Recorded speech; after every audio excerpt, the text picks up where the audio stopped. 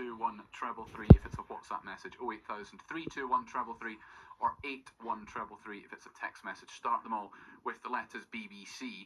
Never mind which team, which players would you have, Dave, for Newcastle against Everton? Would you have a back three, a back four? What would you like to see on Sunday? I'm indifferent, Colin. I think we've played with back four, and I think we've played well, and I think we've done well with the back three. And as John said before, three centre halves have been excellent. Dan Burns been my player of the season. I suppose questions about Botman's knee.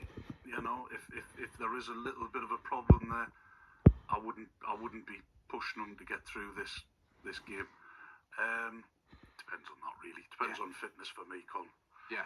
I don't think it's worth risking a long-term injury for Botman just for this game, because I really don't think Everton are that good. So it's more, it's that feeling of being able to beat Everton without him rather than anything else. And that's not arrogance, before people start jumping down my throat. Well, it's not. I think it's just based on pure football. In fact, that both their centre halves are injured. They're very weak going forward. They don't create many chances. I think we should be able to beat Everton without Sven Botman. I think it's interesting because if Joe Linton all of a sudden is fit, you don't play with a back five. You can't. I would agree. Yeah, you just can't because Bruno. Because if you play the three of them, Linton, you can't play with three centre backs. Yeah.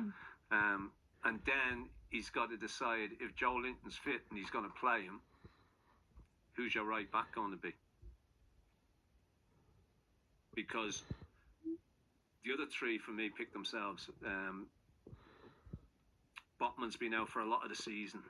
Hasn't played a great deal of football. When he's come in, he's done well. But Cher and Bourne together have been individually and collectively been good.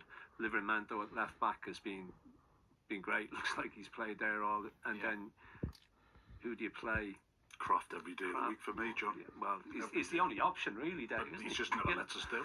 He's the only option. But because as much as Jacob Murphy's been morphed when needed you into a wing back, you can't play him in a straight back four.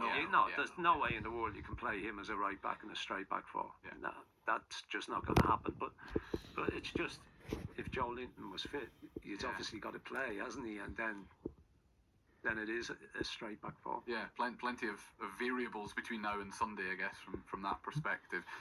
We've already said that the outcome of Sunderland's match at the weekend doesn't necessarily dictate whether it's been a good season or not, whether next season will be a good season. The same kind of applies to Newcastle. Having won the League Cup, this has been a successful season. You could go out and lose 5-0 on Sunday. It'd be devastating for a day, but the season would still have been a successful one. European qualification with a trophy. Yeah. I would have snapped your hand off at the start of the year. Yeah, it has. Look, if we qualify for the Champions League, it's the cherry on the cake.